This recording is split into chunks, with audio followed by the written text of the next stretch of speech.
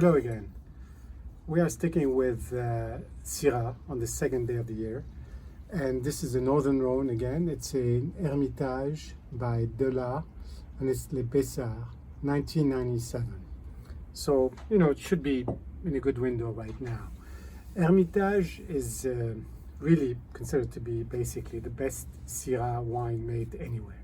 It's really mythical in terms of quality and reputation. It is part of this Northern Rhone region that we've talked about with Côte-Rôtie and Cornas. And if Côte-Rôtie is considered like the queen of the Northern Rhone and Syrah, if you want, because it's got some more finesse, Hermitage is really the king of the Rhone and the king of Syrah. It's just a little bit. It's just more intense. Some of these age for decades, and it's just incredible. Now, Hermitage is on the eastern bank of the Rhone, which is kind of interesting. We're going to get to this. It's basically one big hill on top of which you've got that famous church, La Chapelle, that shows up on all the Jaboulé, La Chapelle bottles. And it's not very big. It's about 140 hectares, so less than 400 acres. So together it's basically two reasonable sized Bordeaux properties. That's it. And it's just this one hill, and the Rhone goes around it. The Rhone is to the west of it now. A long time ago, the Rhone was on the other side. So that hill used to be on the western bank of the Rhone, along with all the most well-known Syrah regions, Saint-Joseph and Cornas and Côte-Rôtie, which is kind of very interesting. It's about 50 miles south of Côte-Rôtie and almost directly south of Ampuis. So it's kind of a little bit on the western side in terms of geographically, kind of in keeping with the Côte Blonde and those kinds of things. But it is very granitic. It's very intense. And the three main vineyards or terroirs or lieux-dits, if you want, Le Méal, Greffieux and Bessards. Now, Greffieux is the lowest one around, kind of the different kind of soil, more sedimentary, more alluvial.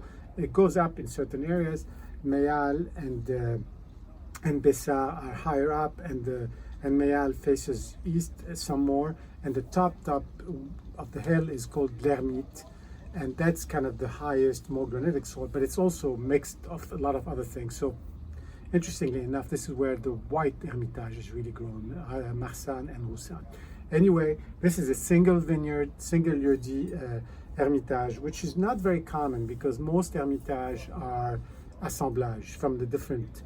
Now, again, this is not a very big area, so that it's not like they're bringing wines from all over the country, but it's from different, even l'Hermitage of Chave is really an assemblage, primarily with Bessards, but with some of the other vineyards around it. Chapoutier makes single vineyard like Le Méal, Hermite, Greffieux, and so. But overall, these big houses, and there's 3 or 4 big ones. So basically, you've got Chave, you've got Delas, Chapoutier, and Jaboulé, and there's a few other smaller winemakers, but these are the big ones. They make a lot of assemblage. Anyway, let's see what we have. Enough talk. This is 1997, which wasn't in by itself a great year, but the quality producers make good wines pretty much year in, year out.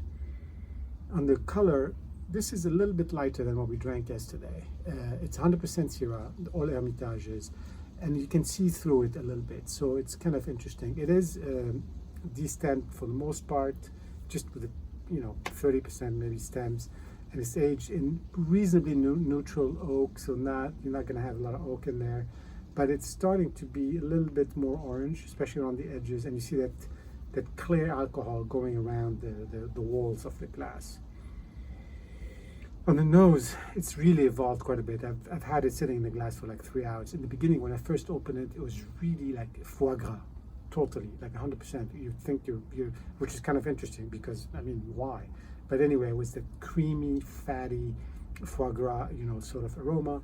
Then an hour later, it was more like a sort of boar saucisson, again, still in the savories and the fats and meats. No real fruit to speak of. Now I'm getting a little bit more fruit, which is interesting because I think a wine of this age, a lot of the fruit would have already resolved itself. So you get the cassis, plum, those kinds of fruit, not super sweet, but really red and deep. And there's not a lot of alcohol. This is like a 13% alcohol, which is what they made back in those days. And it's very, overall, it's just very restrained. Nothing really exuberant about it. Let's see what we have.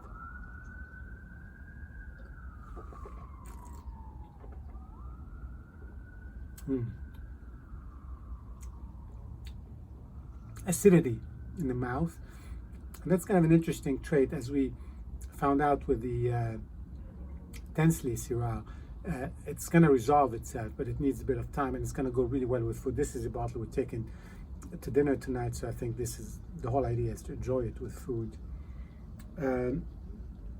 Very, very fine tannins, and I think kind of sort of on the down slope, so to speak. Acidity, a little bit of fruit, but overall in the mouth so far, still not making a big impression. And I do think it's gonna evolve.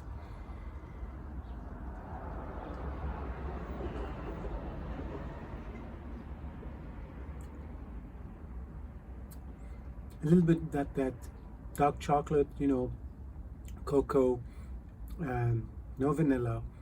It's more tart fruits, really, and the fat is sort of gone in the mouth. It's kind of an interesting evolution. The nose was just really very expressive. The palate, not so much. I think it's still transitioning, and as we've discovered in the past, these bottles can really evolve. I will add some comments in the text based on how this drinks over dinner. Cheers.